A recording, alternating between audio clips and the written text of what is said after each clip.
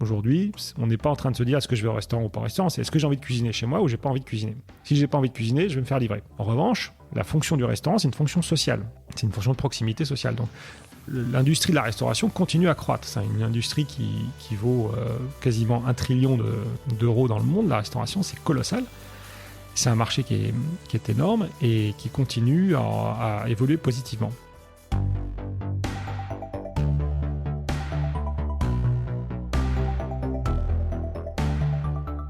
Bonjour, vous êtes sur le point d'écouter un nouvel épisode du Panier, le podcast e-commerce dans lequel on décortique les recettes gagnantes des acteurs du commerce en ligne. Mon objectif est de dénicher avec vous les meilleurs conseils et retours d'expérience pour se lancer et progresser dans la vente en ligne. Acquisition, parcours client, outils, plantage, réussite, apprentissage, on abordera ici tous les sujets sans tabou. Je suis Laurent Kretz, cofondateur de Cosa Vostra, agence de conseil tech et créative. Avec la meilleure équipe du monde en conception, créa, dev et contenu, j'accompagne des boîtes de toute taille dans leur stratégie digitale. Contactez-moi sur lepanier@cosavostra.com, sur LinkedIn ou sur notre site cosavostra.com. Bonne écoute.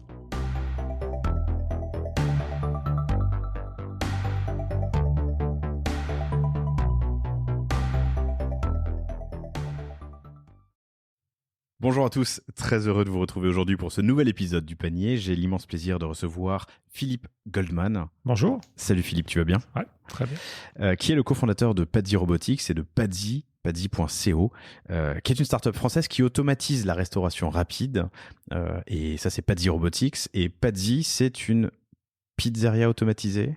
Oui, c'est le premier concept de cuisine totalement automatisée qui fait des pizzas devant les clients et en plus des bonnes pizzas. Et en plus des bonnes pizzas. C'est juste hallucinant. Et c'est marrant, un grand coucou à Jean Valfort de Devor, que vous avez entendu sur ce podcast, qui a permis cette introduction et qui m'a dit, il faut absolument que tu reçoives Philippe, ce qu'il fait, c'est dingue. Il se trouve que je passais devant Paddy, la pizzeria, en amenant ma fille le samedi matin au conservatoire et on s'arrête à chaque fois un quart d'heure pour regarder ou goûter les pizzas, mais surtout pour regarder le robot qui fait des pizzas et je me suis dit, c'est incroyable, c'est cool, mais ça doit pas être facile. On est au pays de la gastro, mais on en parlera, ça fait partie des sujets que j'ai envie d'aborder avec toi. Le consommateur en France et comment est-ce qu'on va révolutionner une approche, un usage. On l'avait fait un peu avec Jean Valfort, c'est un épisode génial sur Devor, sur les Cloud Kitchen. On l'a fait aussi avec Anthony Bourbon et Feed. On est un marché très particulier avec un consommateur un peu schizo.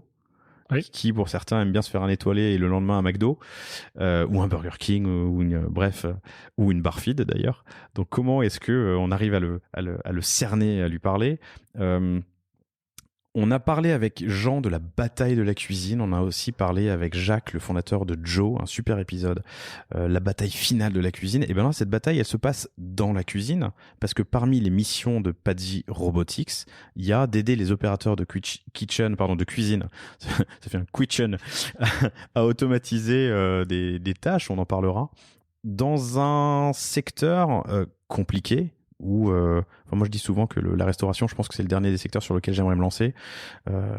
Quand on lance une boîte, le plus dur c'est l'humain, et dans la restauration, l'humain, je pense que c'est encore plus challengeant, on va dire ça comme ça. C'est le plus compliqué. C'est le plus compliqué. Il vaut mieux être passionné. C'est ça. Philippe me disait tout à l'heure et on en reparlera, que c'est un secteur dans lequel tu as des turnovers.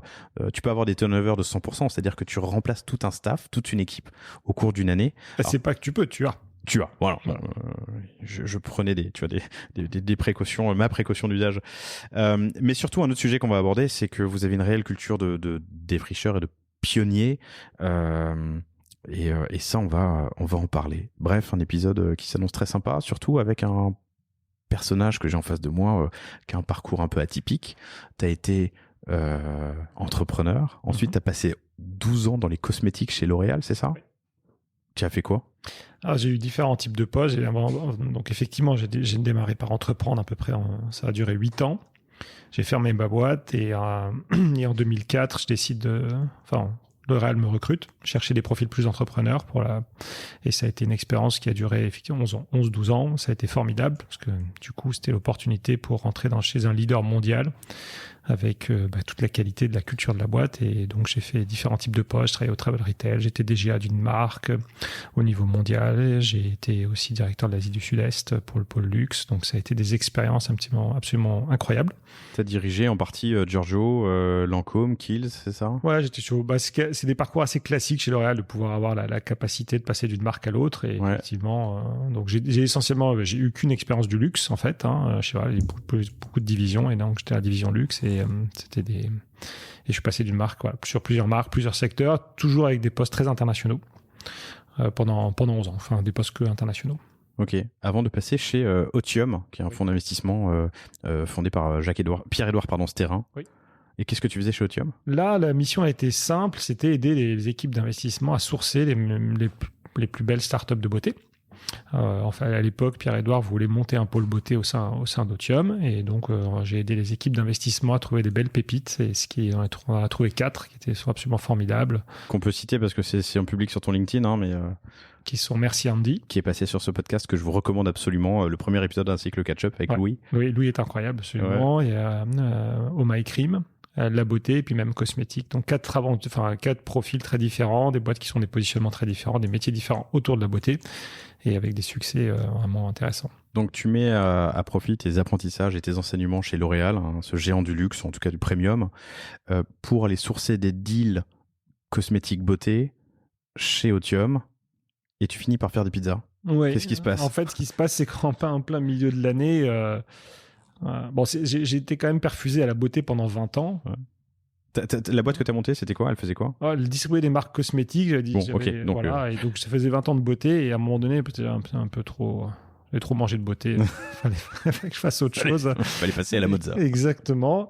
Et c'est vrai que j'avais un rapport charnel. Autant j'avais moins de rapport charnel à la cosmétique, mais en revanche au food très fort. Et puis 2 jeunes ingénieurs qui débarquent chez Otium et qui ont l'audace de dire qu'ils ont automatisé un restaurant avec des robots qui cuisinent et des bonnes pizzas. Et donc, j'ai été voir.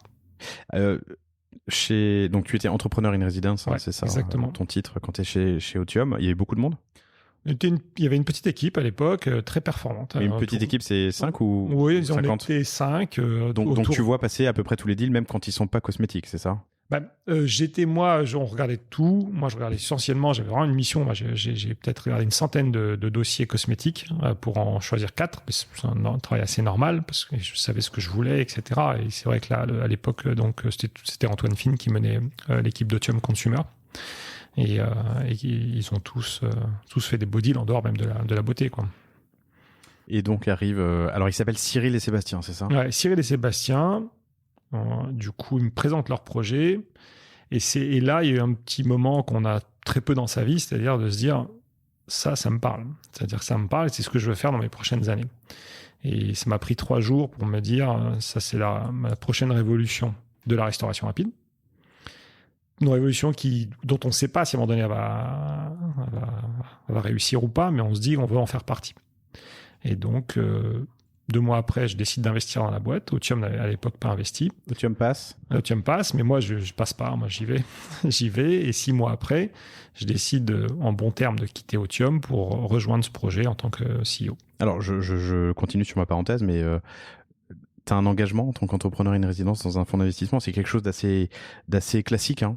Oui, en fait, on avait un deal avec Pierre-Édouard d'1 an. En fait, 1 an où, pour effectivement l'aider et voir après ce qu'on allait faire. Donc, en fait, et Pierre-Édouard est quelqu'un assez cash, direct. Et en 1 an, on est parti en bon terme. Je suis resté board member en plus chez Merci Andy et je continue à voir les équipes. Et la petite histoire, c'est qu'en 2019, fonds qui issus des équipes d'Otium ont créé Utopia et qui a investi dans Patsy.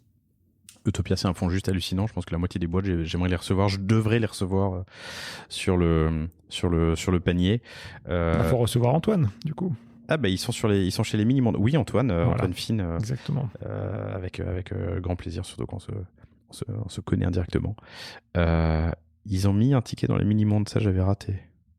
Ce qui a du sens. Les mini-mondes aussi, un épisode sympa, ce sont des Nantais qui réinventent le jouet pour enfants et les histoires autour des jouets pour enfants. Qu'est-ce que tu as dans tes bagages au moment où tu quittes Otium? Tu as 12 ans de cosmétique et de process chez L'Oréal. Qu'est-ce que j'ai pas, surtout? Qu'est-ce que j'ai pas? J'ai aucun bagage tech. Chez moi, je sais même pas toucher une perceuse. J'ai aucun bagage manuel ni tech, c'est important. Et j'ai aucun bagage sectoriel food, au sens du secteur qu'on a adressé, qui était la restauration rapide. Néanmoins, j'ai un gros bagage, c'est le management. C'est vrai qu'on ne parle pas, on est très dans un pays très spécialisé, produit marketing, produit bizdev. Mais le métier de manager, c'est un vrai métier en tant que tel. C'est ce que j'ai appris beaucoup chez L'Oréal. Et quand on sait bien faire ça, c'est pas mal.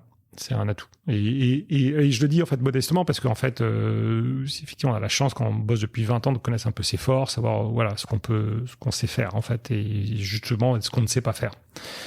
Et donc ça, j'avais ce bagage, une vision un peu assez hélicoptère des choses, puisque l'expérience chez L'Oréal m'avait appris à regarder le monde avec beaucoup de hauteur. Et il y a des fondamentaux qu'on retrouve dans tous les secteurs, dès qu'on touche aux consommateurs, qui sont un petit peu près les mêmes.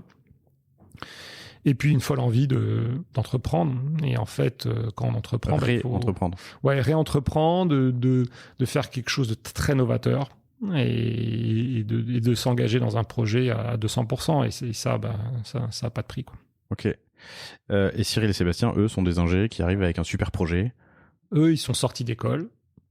Petite expérience dans 2 boîtes, un chez Bosch, un chez Thales.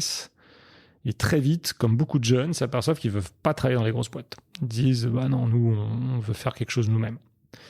Et là, Cyril, il mangeait beaucoup de pizza tous les jours. La pizza, c'est le meilleur plat du monde. Ouais, des pizzas 2 fois par jour. Et Sébastien lui dit, bah écoute, si t'aimes autant les pizzas, on va peut-être essayer de voir ce qu'on peut faire. Et le problème, c'est que quand ils sortaient de leur école d'ingénieur à 15h, l'école d'ingénieur était dans le 93, tout était fermé. Très fréquent en France, hein, à 15h, trouver un restaurant, c'est pas simple. Soit c'était fermé, soit c'était pas bon. C'est pas d'argent quand on est étudiant, donc un petit prix, enfin un petit budget. Et troisièmement, ça correspondait pas à la photo en général. Ce qui est beau en photo n'est pas le résultat. Ils se disent, bon, bah, on va le faire nous-mêmes. Et donc, ils s'enferment dans le garage familial. On est en 2013. En 2013. En 2014, de mémoire, ils se font prêter un robot par une boîte qui s'appelle Universal Robots. Mais qui prête des robots? Un robot de quoi Un robot sur la base d'un simple PowerPoint de gens qui vont dire qu'ils vont faire des pizzas. Mais ils vont prêter un robot? Prêter un robot, un bras robotisé. Un bras robotisé. Ouais, pour commencer à faire des essais. Et ils s'enferment plusieurs années, d'abord dans le garage familial, et puis après, ils font un petit peu, ils lèvent des fonds. Alors, c'est toujours la première séquence, toujours la même, on va dire Friends and Family autour d'eux. Petit, voilà, pour démarrer. Donc, ils serrent la ceinture et du coup, ils prennent un local dans le 77, dans la Val d'Europe, à Montévrain exactement. Et là, ils continuent l'aventure. Et quand j'arrive, ils sont passés de 2 à 5.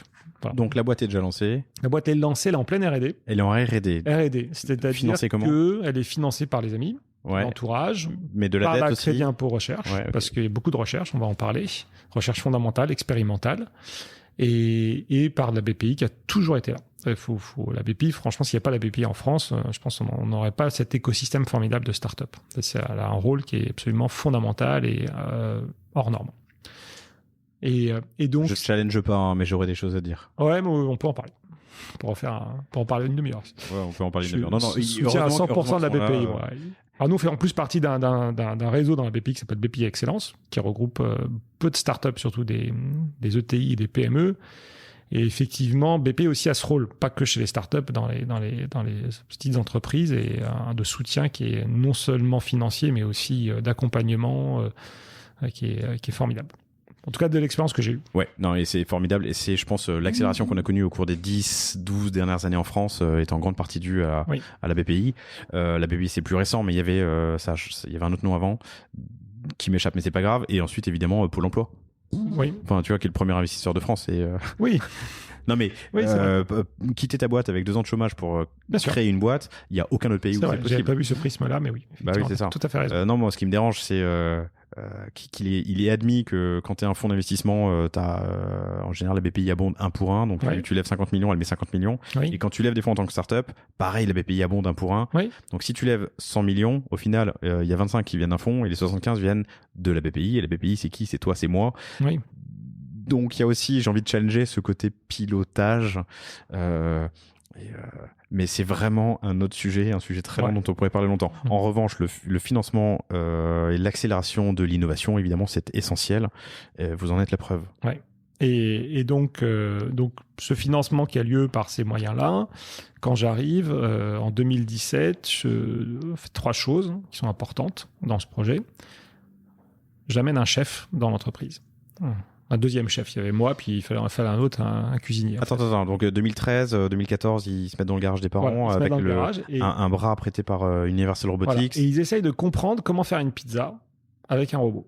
Donc ils mettent 4 ans avant que tu... Non, pardon, 14, c'est ça, 3 ans avant que tu arrives. Exactement. Et ils essayent de savoir comment on dose les ingrédients, comment on manipule une pâte, comment on cuit avec un robot. C'est très compliqué de cuire avec des robots. Alors c'est juste hallucinant, hein. Une fois de plus, chers Parisiens ou si jamais vous passez par Paris, allez voir. Rien que le four, il y a un principe de... Oui. Je vais expliquer, c'est assez simple. Tout le monde a fait du pain ou une pizza chez soi. Une pizza, c'est compliqué. Mais du pain, la pâte, elle colle. C'est pour ça que vous mettez de la farine entre une table et une pâte. Comment vous soulevez une pâte avec un robot si ça colle et s'il ne pouvait pas distribuer de la farine? Comment faire ça? Comment doser des ingrédients, n'importe quel type d'ingrédients? Comment mettre des pizzas dans un four alors qu'un four à 400 degrés, les métaux vont bouger, vont se déformer et que la robotique déteste la déformation, elle n'aime que la précision. Comment découper une pizza? Comment mettre une pizza dans une boîte? Comment fermer la boîte? Comment doser avec une louche des sauces sur une pizza? Toutes ces opérations, en fait, dont en plus, ce qui était très intéressant dans le projet au départ, c'est qu'il fallait qu'elles soient visibles. S'il fallait qu'elles soient visibles, il fallait qu'elles soient jolies à voir. Il y avait l'aspect, comment on dit en anglais, show cooking, qui était dès le départ dans le cœur du projet. Le show cooking, le fait de voir, a 3 vertus. Divertir nos clients, d'autant plus qu'on est quand même dans un secteur, la restauration italienne, où, comme pour le sushi, c'est un des 2 rares cuisines où le cuisinier est visible. Donc ça aurait été dommage de partir sur un projet de pizza en ayant des robots pas visibles. Et en plus, je pense pas rassurant. Exactement. Donc, dès le départ, ils ont travaillé. Donc, ils ont regardé, Cyril a regardé des centaines de vidéos de pizzaiolo pour savoir comment il étalait une louche, comment reproduire les gestes du pizzaiolo. Donc, sauf le jeter de pâte, ça c'était compliqué, mais peut-être un jour on y arrivera. Et donc, ce travail de showcooking est très important. Il y a une deuxième vertu, c'est que les gens voient leur pizza se faire devant eux, donc il y a un déstress. On est dans la restauration rapide, le facteur temps est le premier facteur de service. C'est pas le sourire, le facteur de service dans la restauration rapide. Que l'employé vous sourie ou pas, ça vous change rien. Ce qui vous change votre vie, c'est d'être servi dans les temps. Parce que vous avez autre chose à faire, vous n'avez que 30 minutes pour déjeuner, le midi. Et là, le fait de voir votre pizza se faire, ça vous rassure. Votre commande est prise en compte, vous la voyez, etc., vous la suivez. Et enfin, troisième facteur positif d'une cuisine visible, c'est l'hygiène.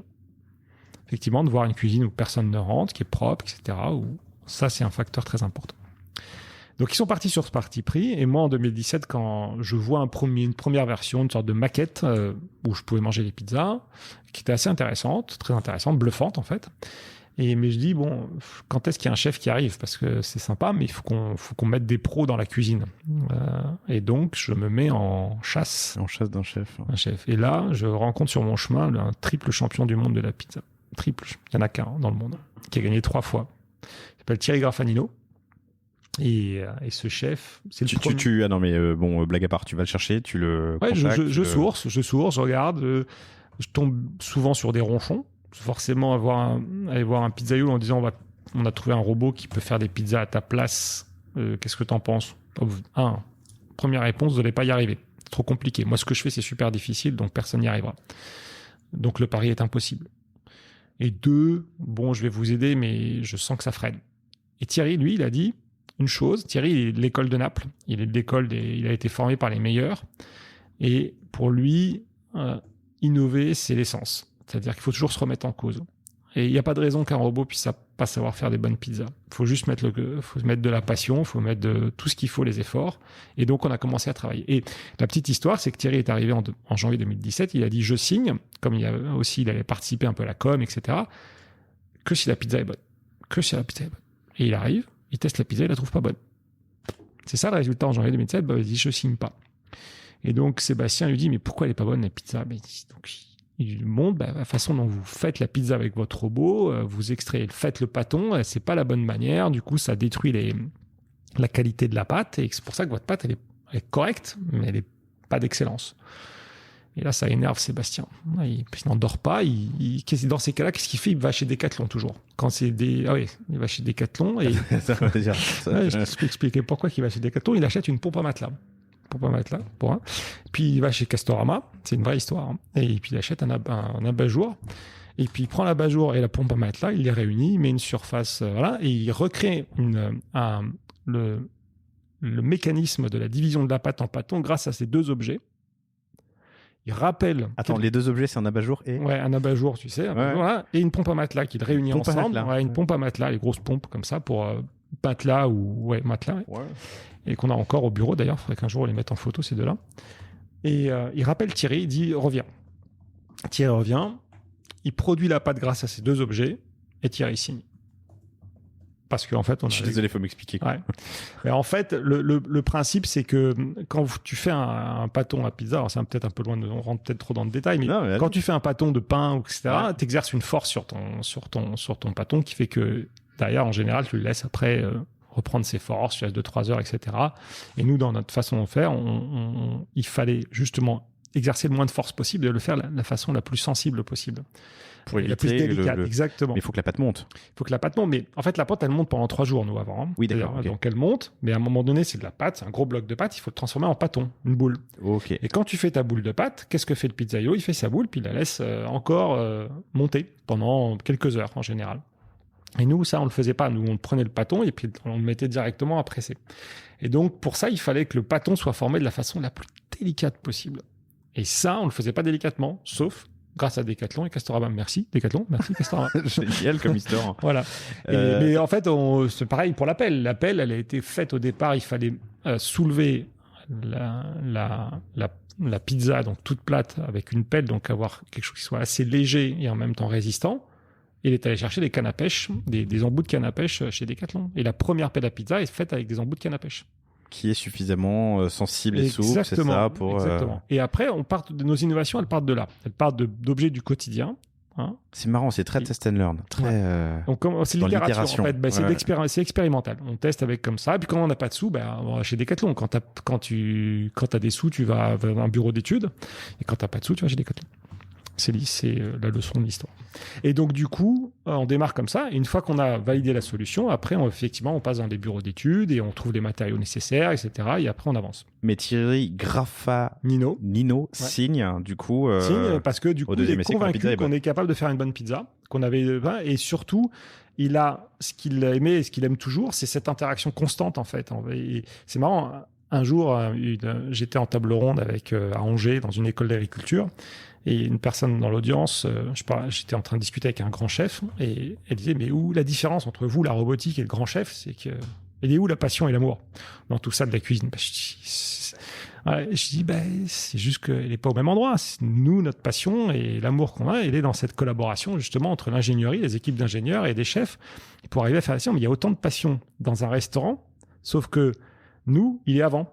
C'est tout ce qu'on élabore aujourd'hui pour faire le produit d'excellence. Et en fait, on est là. Et en fait, ce que Thierry a perçu probablement en 2017, c'est ça. C'est cet engagement qu'on avait, que lui avait toujours eu sur ses produits, de faire des produits d'excellence, à nous, à aller le plus loin possible. Toi, tu investis en 2017. Ouais. Et quand est-ce que tu rejoins la boîte de manière opérationnelle ? J'investis en 2016, quand j'étais chez Otium. 2016, et 2017 février, je quitte Otium et je suis à 100% chez... Opérationnel. Tu connais l'histoire de Google ?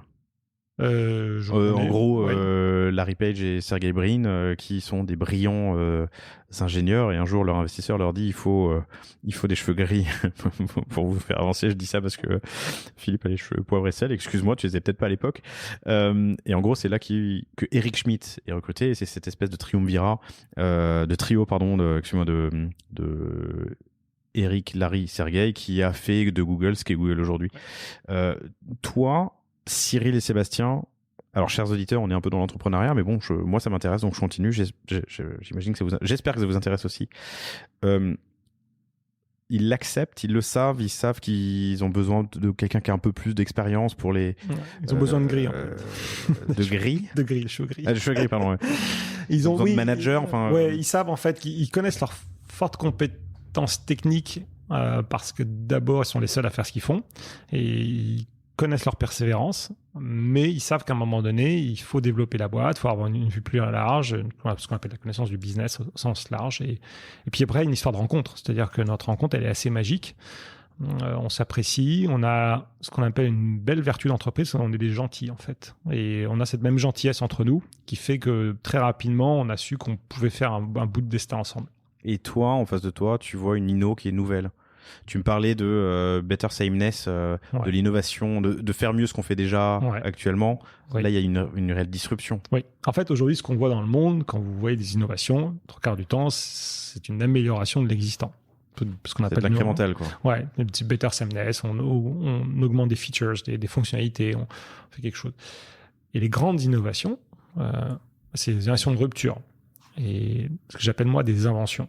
Et c'est, comme le disait le philosophe Michel Serres, c'est une bifurcation par rapport à un existant. Il faut vraiment bifurquer, il faut faire quelque chose qui n'est pas attendu. Et ça, c'est ce que j'ai vu dans le projet. Et c'est pour ça que j'ai plongé. En fait, j'ai plongé, pas tant parce qu'il y avait des robots, j'ai plongé parce que ce qu'il faisait était une vraie invention. Et le pouvoir participer à une invention, avec tous les risques que ça comprend, et quand on a 45 ans, à ce moment-là, on se dit on prend beaucoup de risques dans sa vie, parce que forcément, on n'est pas sur les mêmes niveaux de rémunération que dans les grands groupes, on fait beaucoup de sacrifices personnels, mais c'est juste trippant. Mais tu as vu l'innovation dans ces grands groupes, et tu as vu l'innovation quand tu étais chez Otium et que tu vois passer des dossiers.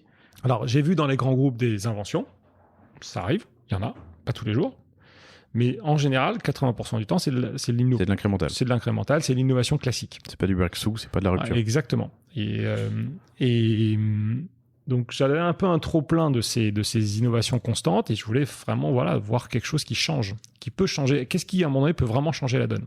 Qui faire quelque chose, c'est très nouveau avec tous les risques que ça comporte. Bien sûr, chez Otium, il y en avait, mais j'étais pas opérationnel. Moi, je voulais vraiment participer. Moi, ce qui m'a toujours plu... Vous voulez mettre la main à la pâte. Ouais, exactement. Joli pareil. J'ai besoin je veux pas consulter, je veux pouvoir faire partie de l'aventure. 2016, tu investis. 2017, février, tu rentres dans la boîte. Vous signez en parallèle Thierry Graffanino. Graffanino. Je décide de lever des fonds. Vous êtes encore en phase de R&D. Ouais. Ça s'appelle déjà Pazzi? Ça s'appelle à l'époque Mike. Ouais, c'était parce que Cyril et Sébastien, ils voulaient appeler le robot. Fallait qu'il l'appelle le robot par un petit prénom sympa. Et Mike, c'était le prénom qu'ils avaient. J'aurais opté pour Albert, mais Albert, ouais. Mike, et à quel moment arrive Pazzi? Pazzi arrive dans l'année 2017-2018, peut-être début 2018, où je suis retrouvé avec un problème avec Mike, trop anglo-saxon, trop facile, et surtout pas déposable, sur beaucoup de pays. Et donc là, je cherche. Et puis un robot pizza, ça aurait été la facilité de tomber sur un nom italien, mais mine de rien, ça parle. Enfin, parfois, il ne faut pas se mettre des difficultés là où il n'y en a pas besoin. Tout à fait raison. Et donc, je cherche, et c'est très compliqué, les recherches de noms, parce qu'ils sont tous déposés, c'est un cauchemar. Moi, en plus, pour avoir été chez Aurel, je sais ce que c'est, les recherches de noms et tout. Et le hasard, une amie italienne me parle de comment on appelle les pizzaiolos en Italie. On dit d'eux qui sont des pazzo. Pazzo, ça veut dire fou. C'est le singulier de fou. Fou dans sa tête ou fou? Fou de tout. Ça peut être dans sa tête, fou d'émotion. Passionné. Il y a plein de... Voilà, c'est toute la folie dans de façon très très large. Et pourquoi on dit ça d'un pizzaiolo? Parce qu'en fait, quand on dit que c'est un pazzo, c'est parce qu'il en fait qu'à sa tête. Et je me dis, ça trottait dans ma tête, ça. Je me dis, tire d'un robot qui en fait qu'à sa tête, alors que le robot, il n'est pas censé faire qu'à sa tête. Je trouve que c'était un joli pied de nez à la robotique.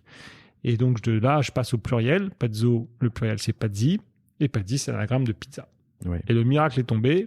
Pazzi n'était pas déposé dans aucun pays. Et donc, je le dépose. Même pas en Italie? Même pas en Italie. Pazzi, c'est utilisé dans beaucoup de petits restaurants indépendants, mais voilà, les indépendants font pas des recherches sur l'INPI ou font pas de dépôt en général. Et donc, voilà, Parce que vous avez une visée internationale dès le départ aussi. On sait que ce qu'on fait sera forcément demandé à l'étranger. C'est-à-dire qu'on on solutionne un sujet pour les opérateurs déjà, qui est colossal et dont on va parler, qui est le sujet notamment de l'emploi. Et donc, forcément, on se projette tout de suite dans un projet très international. Toi, donc, ce qui est marrant, moi, alors ça fait plusieurs mois qu'on se parle avec Philippe. On n'a pas réussi à trouver de date. C'est la première date qu'on trouve. On est le 10 mai, mais je pense qu'on se parle depuis 2-3 mois. Et ce matin, quand j'ouvre mes notes, je réalise que Pazzi, c'est pizza. Donc moi, j'ai vu l'anagramme et je l'ai découvert. Enfin, je l'ai réalisé, pardon. J'en ai pris conscience que récemment. Mais en plus, dedans, il y a four à pizza, c'est ça? En fait, Pazzi, c'est littéralement, c'est fou au pluriel. Voilà, okay. C'est ça. Fou de la donc pizza. C'est l'anagramme de pizza. Ça veut dire qu'on est vraiment ça ancre en fait le nom dans la pizza et en fait c'est l'inversion de deux lettres qui sont le I et le A ou A et I et donc c'est l'artificial. Donc ça a du sens. Voilà. Tu me disais à ton arrivée en 2017, tu trouves le Thierry, tu lances une deuxième levée de fonds. Ouais. Alors, en fait, jusqu'à maintenant, comme je t'avais dit, ils étaient financés par Friends and Family. Et là, je me dis, il faut commencer à faire rentrer des fonds institutionnels. Et là, rapidement, je lance une petite levée de 2 millions d'euros. Et donc, arrivent 2 magnifiques fonds qui sont que tout le monde connaît en France. Un, c'est Partech, qui est présent maintenant, qui est présent dans le monde entier. Et Daphne, qui est plus récent et qui est un fonds qui n'hésite pas à prendre des risques. Et ces 2 fonds qui arrivent dans une aventure à un stade où effectivement on est encore en R&D sur la base pas d'une promesse. Souvent les fonds investissent parfois sur un PowerPoint, mais là il y avait un vrai produit, il y avait une maquette qui était déjà existante, qui faisait des pizzas. Et c'était drôle parce qu'en fait quand ils venaient tester, il restait plus à manger les pizzas qu'à regarder la technologie. Donc je me dis c'est bon signe. Voilà. C'est intéressant ça, la levée de fonds. Tu les invites à bouffer une pizza. Quoi. À un moment donné, tu montes ton produit. Ouais, et donc notre produit, c'est pas un soft, c'est quand même c'est une cuisine. Quoi. Donc ça c'est 2017. Ça c'est 2017, il rentre dans le capital. Et le premier restaurant, vous l'ouvrez quand ? On rouvre le premier restaurant en novembre 2019. Dans un centre commercial. Il se passe encore 2 ans. Oui, parce que en fait, c'est beaucoup. Après, une fois que la maquette elle est faite, il faut la fabriquer. Et il y a beaucoup d'itérations.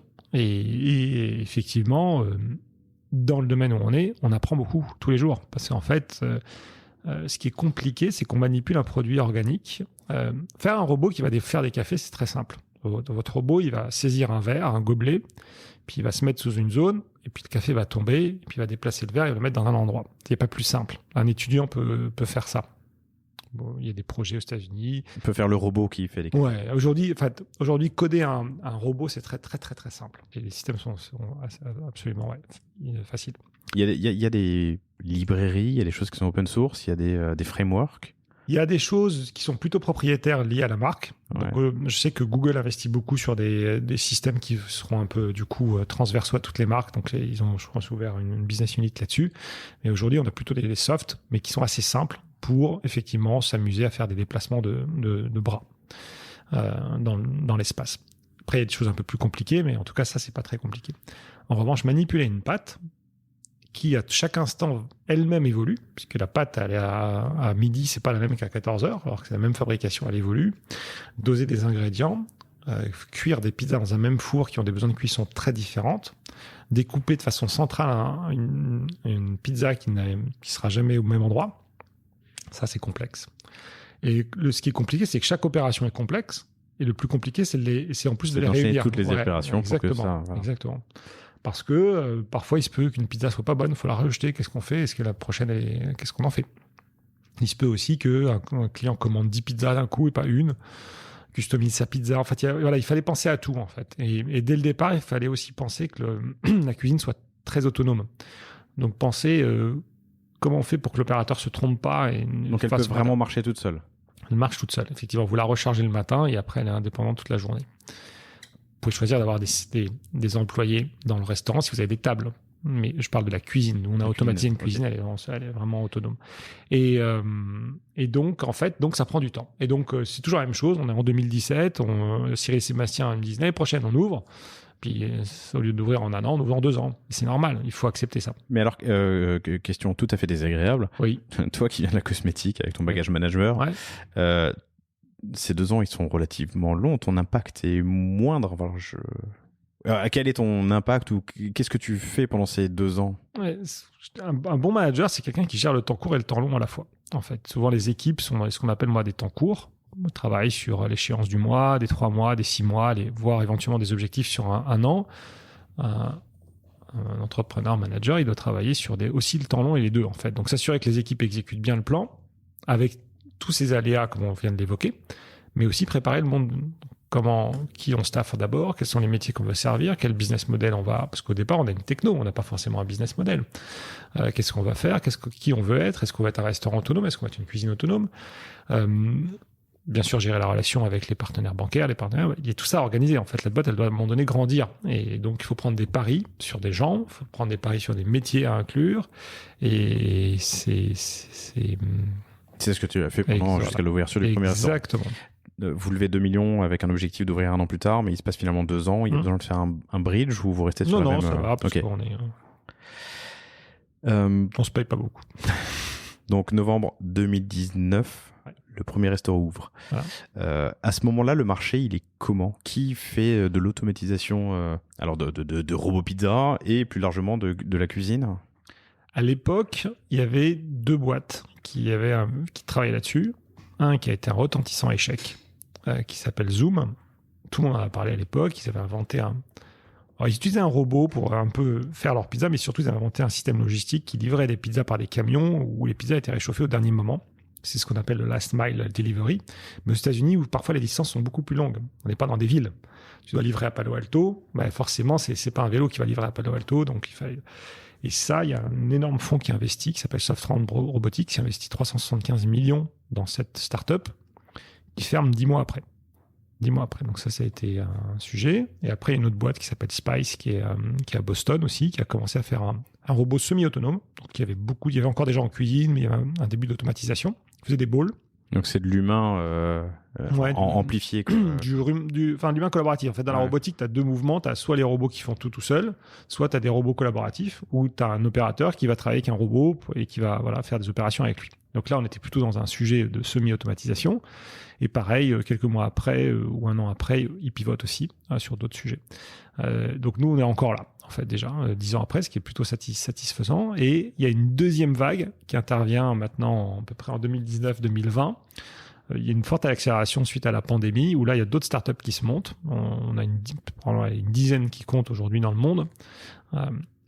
Et qui, du coup, automatisent avec des schémas très différents. En fait, aujourd'hui, le marché, il est segmenté en 3 morceaux. Tu as ceux qui font soit des vending machines 4.0, je les appelle, donc des vending machines beaucoup plus évoluées qui vont légèrement cuisiner un produit au sein d'une vending ou faire une machine. Il y a ceux qui aident les opérateurs à automatiser leur cuisine, les grands acteurs de la restauration, et les troisièmes qui font des stand-alone cuisine, qui peut être du café, de la pizza, du burger. Ce qui est votre cas. Oui, c'est notre cas, exactement. D'ailleurs, le deuxième et le troisième. Le deuxième et le troisième. Nous, effectivement, le deuxième est un marché qu'on regarde énormément. Pourquoi ? Parce que, en fait, le miracle dans l'aventure, c'est que les gens nous associent beaucoup à la robotique, mais en fait, la partie software est colossale chez nous.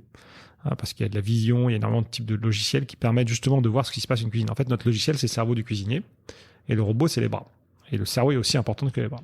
Et donc, ce logiciel qu'on a développé pour Pazzi, c'est un logiciel qui permet aussi demain de développer n'importe quel type de cuisine autonome. Demain, il y a un acteur du tacos, du burger qui vient nous voir. On a déjà le logiciel qui existe, qui va nous permettre d'automatiser une partie de sa cuisine. Donc, c'est principalement vos 2 enjeux. C'est développer Pazzi, donc les pizzerias en standalone kitchen, autonome. Ouais. Et d'aider les opérateurs à automatiser les cuisines. Mais les cuisines, alors restons sur ce deuxième point. Les cuisines, il y a déjà plein de choses qui sont automatisées, non, aujourd'hui? Un four, tu peux le programmer, des plaques aussi. Aujourd'hui, c'est quoi un robot, un automate? Un grille-pain, c'est un automate, déjà. Alors, les gens se questionnent sur les robots, oui, mais ils se cassent, etc. Mais c'est déjà les premiers automates, les grille-pains étaient déjà des automates.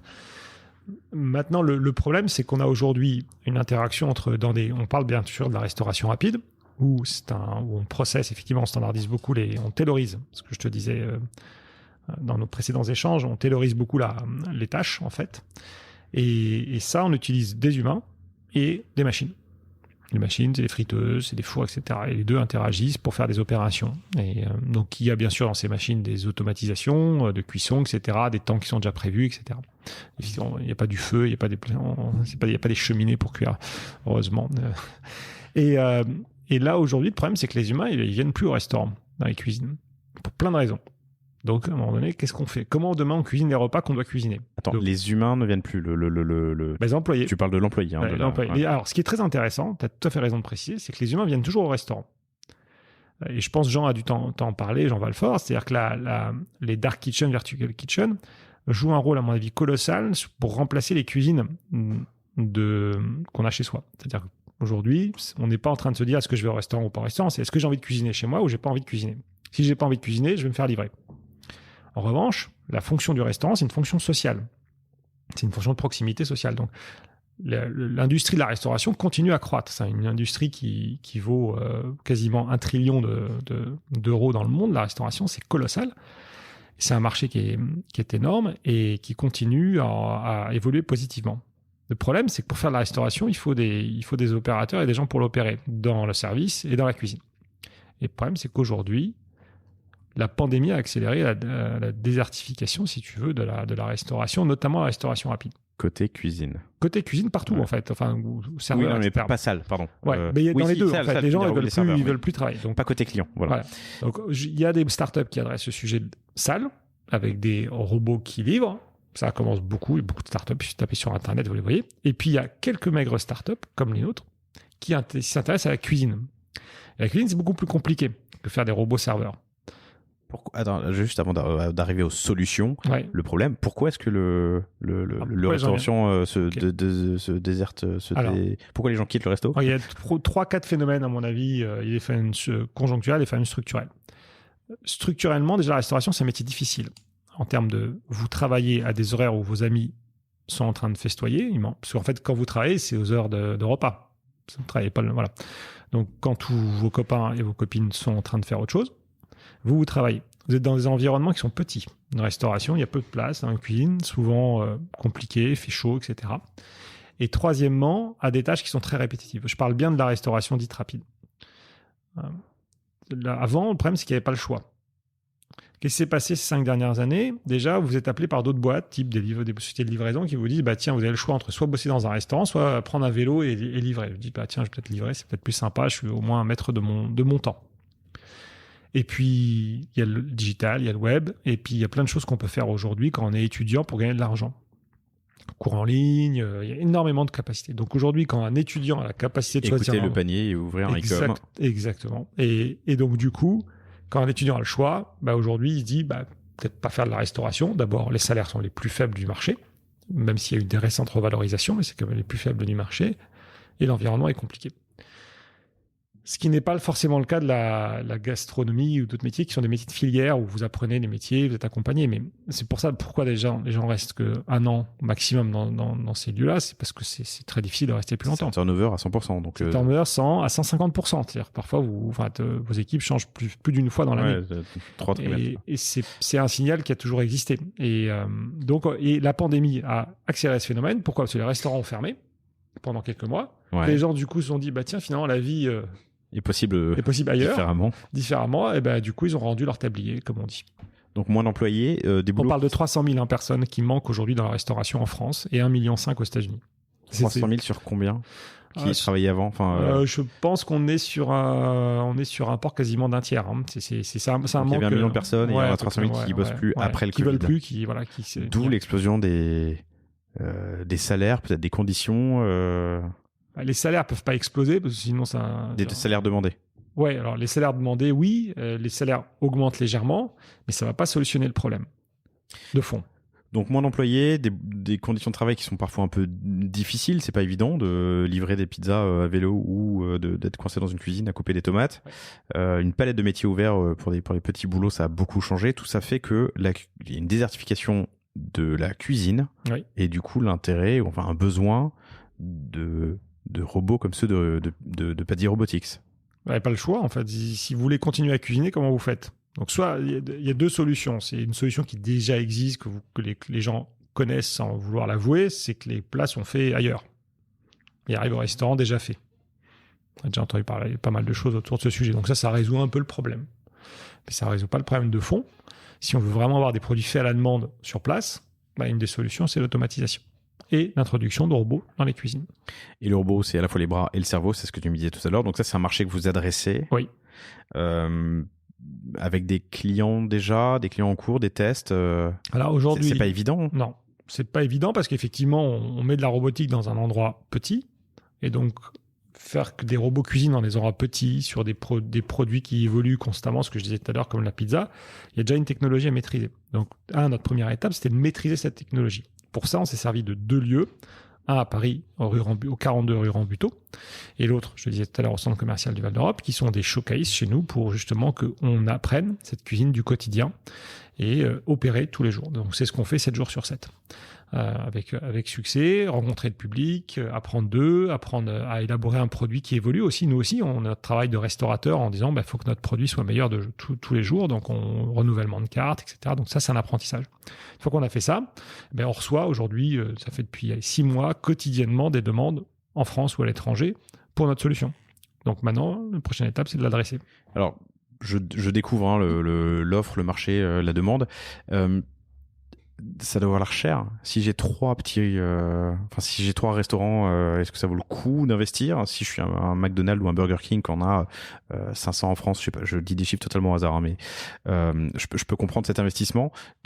On adresse tout type de restaurateurs, de franchises, de. Alors, comme sur la cuisine autonome de pizza, là, on va adresser 2 types d'opérateurs. Des opérateurs, ce qu'on appelle les multifranchisés, qui ont l'habitude d'opérer dans un pays, qui prennent des franchises et qui ont un besoin de développer le business à la pizza. Pourquoi ? Parce que la pizza, ça fait partie des 3 produits les plus vendus. Donc, soit ils le font avec des opérateurs existants, soit ils se disent, il y a quelque chose il y a une réponse à mon problème, et du coup, ils s'adressent chez nous, chez Patti. Mais ça, c'est pour la pizza. Et sauf si j'ai mal compris, sur la partie automatisation de la cuisine, c'est pas forcément que la pizza, c'est ça ? Non, et c'est là où effectivement on a une offre à proposer auprès de ces opérateurs qu'on commence à rencontrer aujourd'hui pour leur dire, écoutez, dans votre cuisine, il y a effectivement 1 ou 2 postes qu'on pourrait vous aider à automatiser. Hyper intéressant. Donc tu poses un ingénieur process, j'imagine, ou en tout cas tu regardes ce qui se passe. Ouais, déjà, on fait venir nos fameux génies, nos inventeurs, ils regardent. Donc Cyril et Sébastien, c'est ça. Ils viennent, les équipes de 2-3, parce qu'il y en a d'autres maintenant qui sont sacrés inventeurs aussi. Et leur carte de fidélité, Quechua et des 4. Exactement. Ça, c'était avant. Ouais, on regarde quand même la carte et c'est toujours pratique. Et ils viennent, ils regardent, ils observent. Et ils observent en plein rush, très important. Il faut jamais voir un restaurant quand rien ne se passe. Il faut les voir quand c'est midi 14h, parce que c'est ça la complexité. C'est comment vous mettez la robotique dans une sorte de chaos organisé. Et donc, on y va, on regarde et on voit si effectivement on peut apporter une solution rapide à leurs problèmes. Et après, on établit un cahier des charges. Ok, je trouve ça hyper intéressant. Il y a énormément, c'est de l'artisanat. Que tu vas rendre scalable, puisque j'imagine que le but ensuite c'est de répéter sur un certain nombre de points. C'est de l'artisanat en reste. Alors, j'utilise artisanat au sens sur mesure. Oui. Chaque solution est sur mesure et ensuite tu vas la dupliquer, j'imagine, pour le. Alors oui et non, dans le sens où ce que j'essaie de dire, c'est qu'aujourd'hui la restauration classique, elle n'est pas robotisable parce qu'on est dans un phénomène qui n'est pas réplicable. La restauration rapide, c'est de la standardisation de process. Dans quel but ? De fournir un produit de qualité, relative qualité, enfin en tout cas un produit identique dans tous les lieux du monde. Quand on fait le produit, il doit être le même partout, répétable. Donc pour ça, il y a une extrême standardisation des process d'élaboration du produit. Et les meilleurs là-dessus, c'est les grands noms qui ont réussi à standardiser le process d'élaboration d'un burger, d'une pizza, etc. Si vous êtes standardisé un process, s'il y a le choix entre un humain et un robot le fait mieux. Pourquoi ? Parce que votre humain, il va d'abord, ne sera pas le même dans 6 mois ou dans 1 an, donc il faut répéter la formation, il faut répéter les gestes, il faut le former, etc. Un robot, une fois qu'il est formé, une fois qu'il est codé à vie. Donc il peut répéter un process. Bêtement, il ne fatigue pas, enfin j'ai appris tout, on peut raconter là-dessus. Et il sait faire face à l'inconnu ? Il n'y a pas d'inconnu, normalement, dans une cuisine. Il y a une tomate qui est 3 cm plus petite qu'une autre. Enfin, tu vois ce que je veux dire. Oui, c'est un très bon point. Il sait gérer les effets de bord ou les... Vas-y. Alors, il se passe 2 choses. Dans ces cuisines extrêmement standardisées, pour éviter l'inconnu, c'est là le sujet sur entre guillemets, la malbouffe, on standardise à l'extrême les produits. C'est-à-dire que vous sourcez en produits qui sont extrêmement standardisés pour éviter justement les inconnus. Et la beauté du projet Pazzi, c'est pour ça que j'ai dit qu'on automatise des cuisines complexes, des process complexes, c'est qu'on a tout type d'ingrédients et on a une pâte qui évolue. C'est-à-dire que la pâte, elle n'est pas figée, c'est une pâte fraîche qui évolue dans le temps. Et donc, on a appris à interagir entre des bras et un software qui permet justement de manipuler des produits et d'apprécier sa qualité dans le temps. Et ça nous permet de faire face à l'inconnu. Alors, c'est pour ça que d'ailleurs, on a opéré pendant 2 ans dans le restaurant. C'est parce qu'il fallait apprendre les inconnus par définition, ils sont inconnus. Donc, il faut se laisser le temps pour les voir apparaître et justement corriger et mettre au point. C'est pour ça que le premier restaurant qu'on a ouvert, grosso modo, les premiers mois, on était à 90% d'uptime. C'est-à-dire qu'il y avait 10% de panne dans le temps. Tu prends les horaires d'ouverture, et 10% du temps, il y avait de la panne. On n'a jamais fermé plus d'une journée, ce qui est assez remarquable, mais dans les journées, il peut y avoir 10% du temps où le robot était à l'arrêt. Aujourd'hui, on a atteint des taux de 97-98%. Donc le robot marche 24 heures sur 24, enfin 23h50 sur 24. Pour l'instant, il n'est pas ouvert la nuit, c'est un autre sujet, on en parlera, mais aujourd'hui, dans les 7 jours qu'il ouvre, il y a 2-3% du temps où il est en panne. Tu dois le revoir tous les jours, tous les soirs, toutes les semaines, Non. Il y a des réglages à faire. Et en fait, on a ce qu'on appelle du préventif qui est trimestriel. Mais sinon, on est interconnecté. En fait, nos ingénieurs sont à distance et donc permettent, en cas de panne, dans ces fameux 2 à 3%, d'interagir avec le Pazzo, qui est l'employé sur place, pour l'aider à faire 2-3 manipulations qui permettent de remettre le robot en route. Et en général, une panne dure en moyenne 15 minutes. Un robot formé fait mieux le boulot qu'un humain. Dans un marché où l'humain n'est plus là puisqu'il est allé faire autre chose. Mais, ce qui est le cas des... Je vais revenir sur un rappel, ce cas des usines. C'est-à-dire quand tu dois aujourd'hui faire des opérations, des tâches qu'on appelle répétitives, une tâche répétitive, par essence, est mieux faite par un robot. Ça devrait choquer personne. En revanche, ce qui est intéressant, c'est que les humains soient mis dans des emplois où justement les tâches ne sont pas répétitives. C'est toute la valeur finalement. La robotique, elle est toujours venue là pour soulager sur des tâches compliquées.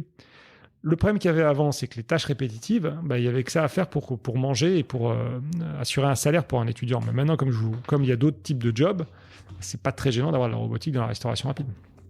Et en plus, ça permettrait d'avoir des étudiants sur la restauration gastronomique et les autres secteurs de la restauration. 2 principaux enjeux chez Pazzi Robotics et Pazzi. Le premier, c'est de développer la franchise Pazzi. Ouais. Et le deuxième, aider les opérateurs de cuisine à automatiser les tâches dans la cuisine, ce dont on parle depuis un quart d'heure. Je suis en train de réaliser, c'est peut-être une évidence, mais je ne m'étais pas posé la question, que... alors, je ne le réalise pas, mais les enjeux sont quand même très différents en termes de challenge, d'équipe, de discours, mais surtout le potentiel. C'est ça que je réalise maintenant. Si tu crées... Vous êtes quelques sociétés dans le monde, on en citait une autre quand on échangeait, une autre américaine qui avait levé un peu d'argent. Développer ce bras et ces solutions et le cerveau pour automatiser tout type de cuisine dans le monde, c'est un marché à milliards. Oui, le marché est gigantesque puisque en fait la restauration rapide fait à peu près 800 milliards dans le monde. C'est colossal et c'est grosso modo ce qui va se passer. Enfin, il y a des certitudes que ça va s'automatiser. La question, c'est la temporalité, c'est en combien de temps et avec quel taux d'effort. D'où le fait de nécessiter des investissements auprès de fonds qui sont importants pour justement passer cette marche, parce qu'en fait, c'est cash intensive au début, justement, pour élaborer ces solutions technologiques. Une fois que c'est fait, ça se développe assez facilement. Mais c'est souvent le sens de l'histoire, parce qu'en fait, l'automatisation est toujours arrivée dans tous les secteurs. Et notre conviction, c'est qu'elle va arriver fortement dans la restauration rapide.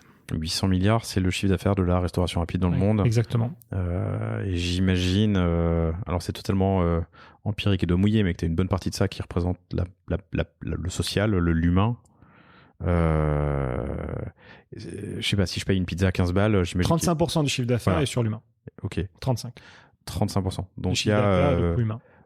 Potentiellement 35%, pas d'économie, mais d'optimisation à faire sur ces 800 milliards. Globalement, tu peux arriver soit de réduire de moitié ou même baisser jusqu'à 10% en fonction de ce que tu peux faire. Bien intéressant. Ok. Vous êtes beaucoup ? On est 30 maintenant.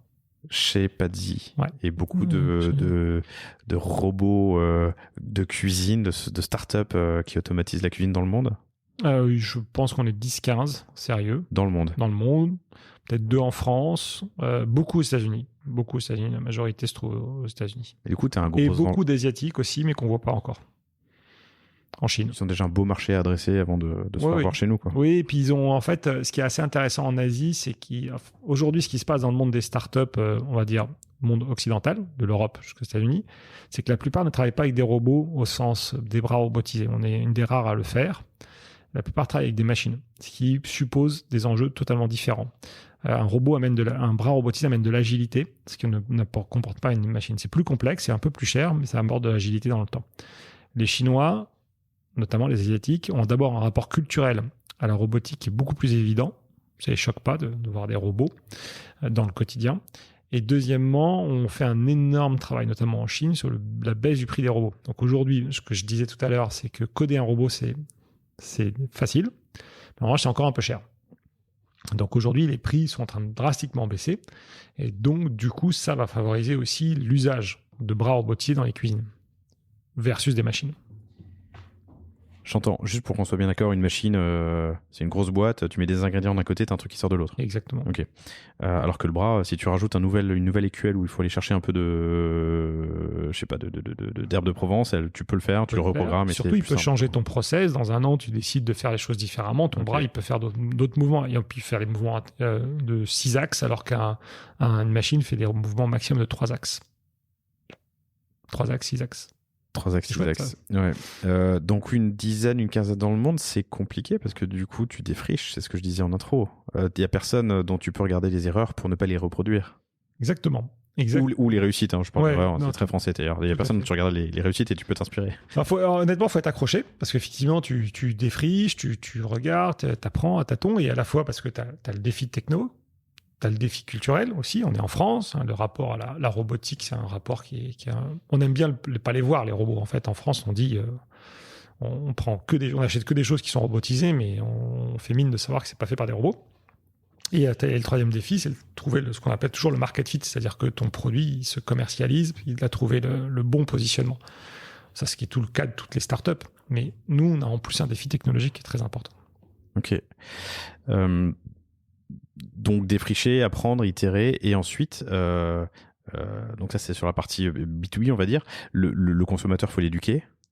Alors je reviens là sur l'ouverture des restaurants pas de vie, donc le 1er novembre 2019, je sais ça.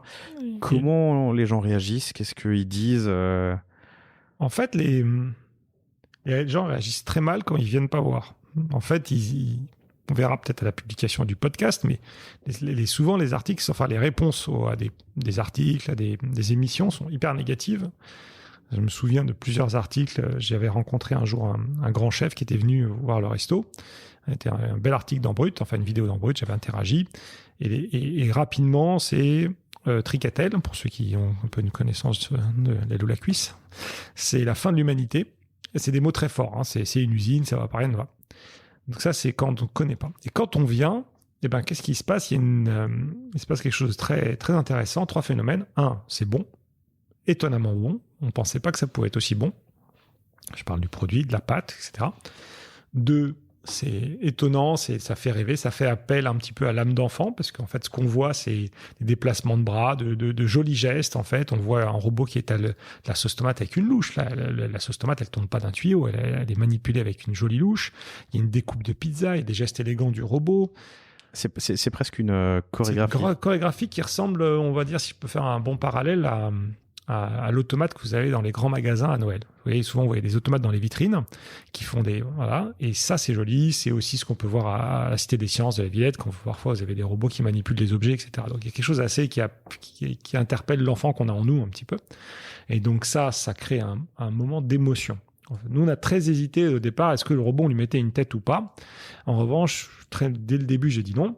J'ai souhaité qu'il soit pas humanisé, parce que humaniser un robot, c'est presque singer un pizzaïole, et c'est pas le but. Exactement. En revanche, être vecteur d'émotion, ça, on peut le faire avec un robot. Et où est l'émotion? Dans cette danse, dans ce rythme? Justement, dans le rythme, dans les gestes, de faire des choses des détails, était très important dans tout ça. Et donc ça a été c'est un moment important un petit peu dans l'expérience.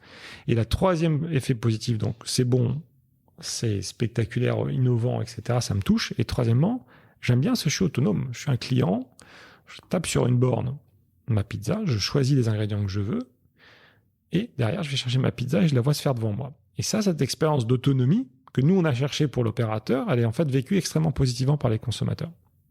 Ils disent, tiens, personne ne m'embête, je fais ma pizza quand je veux, je suis libre. Ça tombe bien parce que c'est sur ce point que je voulais aller. Je voulais te demander ce que vous avez appris. Donc, j'imagine que tant que tu contrôles l'environnement, oui, Donc, dans le restaurant dans lequel je suis allé, il y a une vitre en verre et les robots derrière et on le voit tout, c'est transparent, c'est formidable. Il y a un moment où l'humain entre en contact, le client entre en contact avec ce qui lui est livré, donc la pizza. Il se trouve que la pizza, elle est mise dans un espèce de petit tunnel d'un côté, ça ressort de l'autre avec une lumière qui me dit ma pizza est prête, je peux la prendre. Exactement. Le plus gros facteur d'erreur là-dedans ou d'incertitude, c'est l'humain, c'est moi, c'est le client. Ouais, mais finalement, d'abord, les clients... Ça a toujours été comme ça, pardon? Est-ce qu'il y a eu des apprentissages? Alors oui, il y a des apprentissages, mais au final, on s'aperçoit que les clients, ils sont plus intelligents que nous, donc ils comprennent tout. D'abord, on utilise des bornes dont ils ont l'habitude. Manipuler une borne, choisir, customiser. C'est généralisé. Ouais. Ça, c'est généralisé. Derrière, ils comprennent assez facilement, ils voient la pizza se faire, puis il y a ces systèmes lumineux où ils voient très rapidement dans quelle box la retirer et utiliser leur QR code pour que le sas s'ouvre et ils prennent leur pizza. Et c'est là où c'est intéressant parce que dans cette expérience, il y a de l'humain puisqu'il y a nos pazos qui sont là, mais qui sont là pas pour servir des boîtes, mais justement pour aider les clients, leur parler de la carte, leur servir un café, etc. Et donc d'avoir une approche beaucoup plus humaine de la restauration. C'est un humain qui sert un café? Ben oui. Ok. Je te posais la question tout à l'heure de la taille du marché adressable sur la partie automatisation de la cuisine. Mais j'aimerais revenir un peu sur l'enjeu de développer la franchise. Oui. Ça reste un objectif? C'est un objectif? C'est un grand objectif en fait. Aujourd'hui, on a une demande qui est colossale en France et surtout encore plus à l'étranger. On a 70% de la demande sur le projet PADI de cuisine autonome qui vient de l'étranger, du monde entier. Tout à l'heure, je vais ouvrir mes mails, je vais en avoir 2 demandes qui viennent soit d'entrepreneurs individuels, soit de groupes de restauration qui veulent effectivement une réponse à leurs problèmes d'opérer au quotidien et surtout souvent en recherche aussi d'innovation, de nouveaux projets, etc. Et donc, il va falloir qu'on adresse, parce que la demande est énorme, tous ces marchés, prioriser les pays, etc. dans les 2 prochaines années. Et pour ça, donc on développe un nouveau modèle hyper intéressant. Donc ce modèle que tu as vu à Beaubourg est un modèle assez comme forcément c'était un petit peu notre concept car. C'est faire un petit parallèle avec l'industrie automobile. Il est un peu grand, il fait 61 mètres carrés. Donc c'est une cuisine qui est assez grande puisqu'il y a son four, toutes ces choses-là. On le voit pas. Celui que j'ai vu à Beaubourg. Ouais, parce qu'en fait tu vois pas l'arrière, etc. Toute la partie machinerie arrière, etc. En revanche, le prochain modèle qu'on va sortir, qui est pour l'année prochaine, second semestre, ça va être un modèle de 25 mètres carrés. Et avec 25 mètres carrés, je vais pouvoir mettre ma pizzeria chez Jean Valfort, dans ses cuisines virtuelles. Jean Valfort, fondateur des Débords, voilà. Super épisode, on y revient, mais je vous invite à l'écouter. Et j'allais poser la question, ouais. Et je vais pouvoir me mettre aussi à l'intérieur d'espace, c'est-à-dire qu'on peut aujourd'hui, je peux être en rue, comme on est à rue Rambuteau, 42, mais je peux mettre aussi à l'intérieur d'un espace quand je fais 25 mètres carrés. Donc en fait, le prochain modèle... Dans une boîte. Oui, ou dans une salle de sport, enfin voilà, il y a plein dans un Monoprix, etc. Enfin, il y a plein de possibilités. Salle de sport, oui. c'est abusé, je pense, oui. Mais c'est une bonne idée. Oui, c'est vrai. Mais en revanche, voilà, chez des enseignes de food, tu vois, de type Monop, ça peut être intéressant. Donc le 25 mètres carrés, nous, est le game changer. Et aujourd'hui, la demande de licence sur ce projet, il est sur ce 25 mètres carrés. Je suis désolé d'y revenir, mais c'est quoi ton métier? Moi, mon métier, c'est d'inventer. Pardon, tu vois peut-être où je vais aller, mais gérer une franchise, le développement d'une franchise, répondre à des franchisés, les équiper, enfin, c'est un métier complètement différent que la partie conception, réflexion, production et la partie automatisée des cuisines. Alors nous, on est avant tout une boîte de tech qui avons pour mission de faire du good food. C'est une seule mission. Donc pour ça, on est sorti, et c'était il y a 1 an, de l'idée de inventer un concept de restauration au profit d'inventer un concept de cuisine automatisée qui fait des bonnes pizzas. C'est aussi simple, disponible à tout moment. C'est ça qu'on vend. Okay. Donc aujourd'hui, nous, ce qu'on dit aux opérateurs, on fournit cette bonne cuisine qui fait des bonnes pizzas, à vous d'inventer le monde qui va autour. Certains opérateurs qui vont dire, moi, je l'aime en click and collect pur. D'autres qui vont dire, moi, je vais faire un bar à bière, et immense bar à bière avec un choix de bière colossal. D'autres qui vont dire, je vais faire un bar à salade. En fait, ça, c'est pas des questions que je me pose. Je laisse les opérateurs créer ça. Moi, ce que je leur remets, c'est la meilleure cuisine possible de pizza. En 25 mètres carrés à partir de l'année prochaine. Exactement. T'as j'ai plein de questions, mais le temps file. J'aimerais savoir si tu peux me donner des idées de rentabilité ou d'efficacité financière si j'investis dans un PADI. Mais avant ça, j'aimerais surtout une question sur la data. On a parlé cerveau et conception, on a parlé robots. J'imagine qu'il y a une grosse partie data. Combien de pizzas je dois servir? Combien de temps ça me prend d'en servir une? Quel est l'impact, tu vois? En fait, donc il y a un sujet sur la performance. Donc on a un robot qui est très performant puisqu'il peut faire jusqu'à 80 pizzas par heure. Un pizzaiolo, en général, c'est un peu moins de 40. Et puis surtout, il peut soutenir ce rythme tout le temps.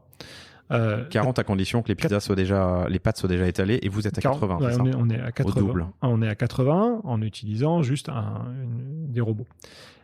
Ça fait une pizza tous les 47 secondes. C'est-à-dire que la pizza, on l'a fait en 5 minutes et la suivante sort 47 secondes après. Je comprends pas. Une pizza est faite en 5 minutes. À partir où tu commandes. Tous les deux, on va au restaurant tout à l'heure. Elle m'est livrée en 5 minutes. Entre le moment où je valide la commande et le moment 5 minutes. Okay. Mais moi, si je commande en même temps que toi, la mienne sortira 47 secondes après. Okay. Pourquoi ? Parce qu'il a plusieurs bras, donc il peut paralléliser ses tâches. Okay. Donc cette efficacité, elle est très importante. Il y a une efficacité d'hygiène. Et il y a un troisième pilier, c'est la capacité justement de réinvestir dans la qualité de ce qu'on fait. Donc en fait, on a un produit qui est répétable, de qualité et propre. D'accord. Et tu peux livrer jusqu'à une pizza toutes les 47 secondes. Exactement. À condition qu'elle soit récupérée. Une fois de plus, l'inconnu, elle est chez le mec qui allait fumer sa clope pendant que la pizza se préparait. Pour ça, on peut la mettre en attente. Okay. Donc, on a un système autonome qui permet au bout de X secondes, mettre la pizza en attente.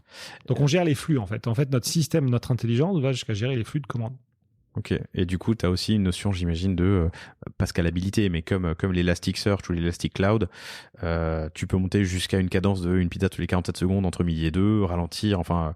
En fait, on peut répondre, surtout on fait à la demande. C'est ça qui est intéressant, c'est de faire un produit, une pizza customisable à la demande. Et c'est ça qui est fort. Et après, donc, si on veut parler de la data, en revanche, on bénéficie d'une data qui est exceptionnelle parce que chaque opération, dans un restaurant, tu sais pas en combien de temps il a mis du sel, le cuisinier, ni combien de temps il a mis la tomate. En revanche, nous, on connaît tout. C'est-à-dire qu'on a une data des opérations qui est exceptionnelle. On sait en combien de temps on découpe, on sait combien de temps cette pizza a duré. Du coup, demain, est-ce qu'il faut mettre la mozzarella à droite ou à gauche ? Parce que ça prendra plus ou moins de temps. Et on peut optimiser nos temps de préparation, nos temps de cuisson, on peut faire énormément de choses. Et la première question que je te posais, puis ce sera l'avant-dernière de cet échange. J'adore les épisodes sur je dis la bouffe pour simplifier, mais je trouve ça passionnant. J'en ai cité quelques-uns avec Fille d'Anthony Bourbon, Dévore, Jean Valfort, mais il y en a eu d'autres. Il y a eu, enfin bref, je vous invite à les écouter, notamment Joe, Jacques-Édouard Sabatier. C'était passionnant cet épisode, chères auditrices, chers auditeurs. Ma question était combien ça coûte, combien ça me rapporte? Okay. Alors, bien sûr, j'ai pas de problème. La cuisine autonome dans son ensemble, c'est-à-dire les robots, son four, son système de dosage d'ingrédients, ses bandes de retrait, tout cet ensemble coûte l'année prochaine à partir de 300 000 €. Voilà, hors installation. La rentabilité, en fait, il faut faire un minimum de 600 000 € pour un opérateur. Et après, au-delà, ça. Et donc, si on fait un chiffre moyen à peu près de 700 à 750 000, 606 000 €, c'est une moyenne. En fait, il faudrait un seuil de rentabilité, c'est 80 à 90 pizzas par jour. Ok. D'accord. À 750 000 €, vous avez un EBITDA qui est de l'ordre de 30%, supérieur à 30%, qui est plutôt très bon, avec effectivement une masse salariale qui est de l'ordre de 10 à 13%. Donc on est très bas. Et voilà. Donc on est plutôt avec en plus un ROI, donc un retour sur investissement qui est inférieur à 3 ans. Ok. Comment on fait ? On te contacte ? Ouais. Vous allez sur padzi.co, vous cherchez Padzi Pizza. Voilà. Et il y a un formulaire de contact. Et ça sera Émilie qui répondra à ce moment. C'était passionnant. Je pense qu'on peut encore se dire plein de choses. Je suis un peu jaloux parce que t'as eu 2 heures avec un autre épisode. Mais si, chères auditrices, chers auditeurs, cet épisode vous a plu, allez l'écouter. C'était la combinaison. La combinaison. Et vous trouverez l'intervention de Philippe.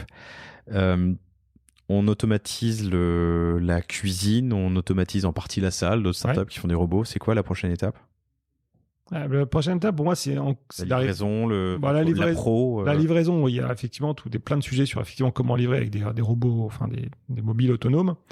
Donc, effectivement, c'est d'arriver effectivement à cette autonomie sur ces métiers-là. Et en amont, il y a des choses. En amont, il s'avère qu'effectivement, déjà, l'agroalimentaire automatise déjà pas mal. Donc, en fait, le sujet n'est pas tant en amont. Le gros sujet, effectivement, était la cuisine ou la salle. Et après, dans les cuisines, c'est arriver à faire des tâches de plus en plus complexes. En fait, c'est comment on passe de tâches simples. Au départ, la première tâche la plus simple, ce que je disais tout à l'heure, c'est le café. Maintenant, on passe à la pizza. Comment tout ça va évoluer. Et encore une fois, on vient à peine de démarrer et le marché type. J'imagine bien l'application dans la restauration rapide. Je peux l'imaginer dans la restauration, je sais pas comment l'appeler, mais standard, milieu de gamme. Non, moins. Moins. Ok. Vous parlez, vous regardez, vous reniflez. Je laisse moi je suis fan de restauration, donc on va laisser.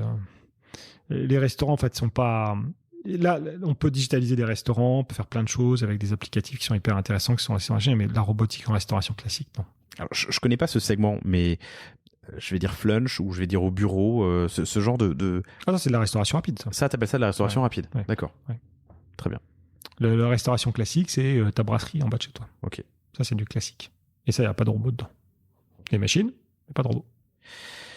C'était passionnant, Philippe. Merci infiniment pour ton temps. Je vous invite tous à aller goûter une pizza chez Pazzi, Val d'Europe ou rue Rambuteau. Ouais, 42 rue Rambuteau. C'est ça, vous avez les adresses, pazzi.co. Et si vous voulez en savoir plus sur la société, c'est Pazzi Robotics, que vous trouvez aussi sur votre moteur de recherche préféré. Philippe, vous le retrouverez sur donc Goldman avec un N, et vous le retrouverez sur LinkedIn comme bon se doit. Merci. Merci. Chers auditrices, chers auditeurs, n'hésitez pas à vous inscrire à la newsletter sur lepanier.io pour recevoir les nouveaux épisodes et tous les apprentissages qu'on partage ici. Et je vous dis à très bientôt. Salut. Merci d'avoir écouté cet épisode du panier. J'espère qu'il vous a plu. Si c'est le cas, et même si ce n'est pas le cas, abonnez-vous pour ne rater aucun épisode. Parlez-en autour de vous et laissez-moi un commentaire sympathique sur Apple Podcast. C'est ce qui m'aide le plus à remonter dans les classements. N'hésitez pas non plus à le partager à chacun de vos contacts dans le business. Chaque nouvel auditeur intéressé est une victoire. Si vous avez besoin d'un accompagnement tech et créatif, que ce soit pour votre site internet, votre stratégie de contenu ou d'inbound marketing, n'hésitez pas à me contacter à l'adresse lepanier@cosavostra.com. À bientôt.